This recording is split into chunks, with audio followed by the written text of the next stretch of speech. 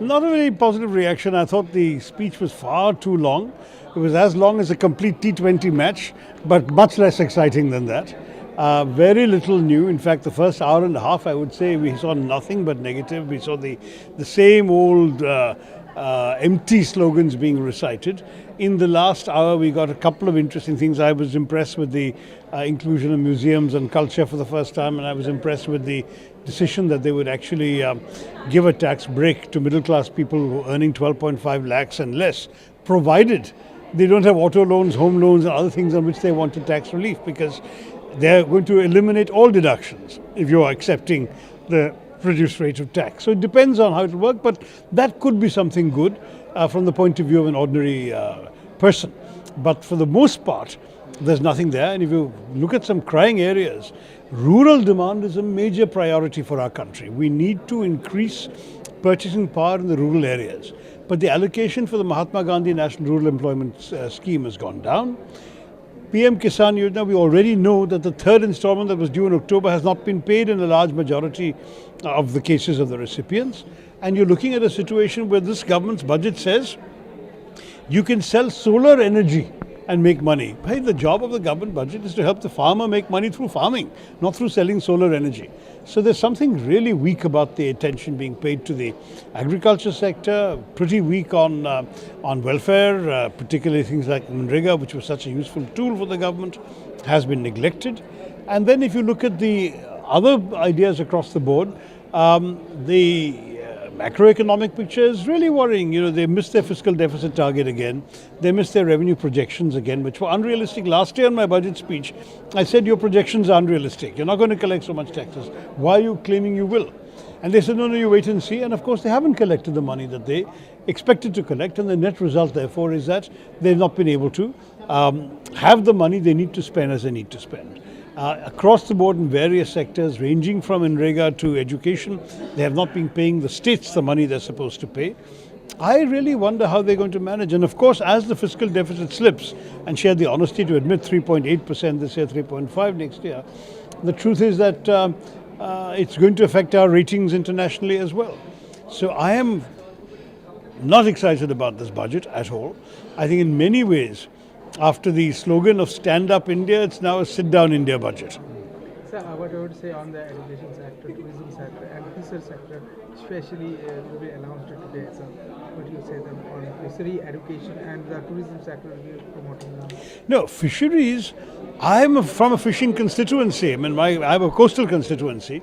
I'm certainly very much in favor of supporting fisheries, but it's unbelievable that they are talking about increasing fish stocks when the world is witnessing the opposite. There are not enough fish in the sea. There are depleting fish stocks.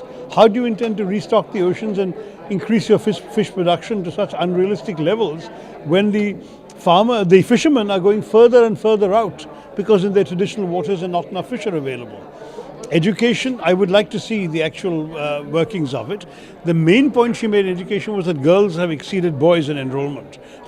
I'm very much in favor of girls' education.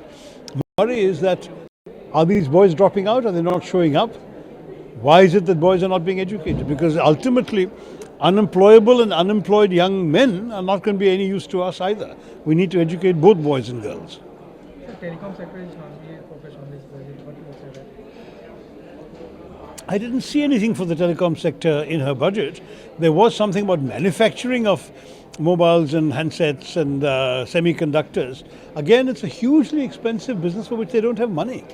The investment required for a semiconductor plant is 32,000 crores, according to the information I have.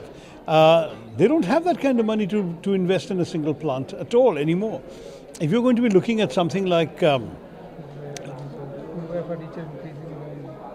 beg your pardon? Footwear and furniture. Those are very small things, and frankly... Yeah, so the thing is that if you want to have more comforts in the life of the Aam Aadmi, good for you. But if you want to make life more difficult and unaffordable, you have a problem. As it is, we're not being very honest about inflation. Our consumer price index in December went up to 6.7%. So there is actually an inflation level going up. You talk, for example, she said nominal growth will be 10%. Nominal growth, you have to subtract the rate of inflation. If you subtract 6.7, you're ending up with 3.3% growth. So how do you talk about growth in a meaningful way if you're not going to be able to create the conditions for growth and you're not going to be able to curb inflation so that the ordinary person can actually feel the benefit of growth. Right now, you go to the market, you buy milk, you buy fruit, you buy vegetables, you know you're paying more than you paid the previous month. That's where the pinch hits the Aam Aadmi. So that's a common man budget. That's not your common. It is not a common man budget. What do you say? Well, as I said earlier, I think it's a sit-down India budget, except for it's possible, depending, I don't know how many millions of people may actually benefit from the new tax break where they're willing to forego the deductions. Ideally, you would need to be somebody who already owns his own home and his own means of transportation. Then you can actually benefit from this dramatically lower tax. And that would be something that will put a lot more money into the hands of people. On the other hand, if you're ending up in a situation where you have to choose between not owning a car, not owning a flat or whatever, or not owning a motorcycle even, because the vehicle loans across the economy, but particularly in the rural areas where there is a tremendous amount of distress. The difficulty right now is there is not enough being done for them. I mentioned already, agriculture has no relief. Solar energy is the best thing they can offer the farmers. PM Kisan, they've not been paying. Mahatma Gandhi National Rural Employment Guarantee Scheme allotments have come down. Where is the rural development going to come from? You have to put money into the pockets of rural people for you to speak about increasing rural demand. So that's not there. My big worry is that there is a complete divorce from reality in the projections of this budget. They're saying all sorts of things, many of which we have heard for many years. But it's not connected to the actual experience of today's Indian economy and today's Indians. So overall, your one line. Overall, I must say it's a very disappointing budget. Thank you. Thank you very much.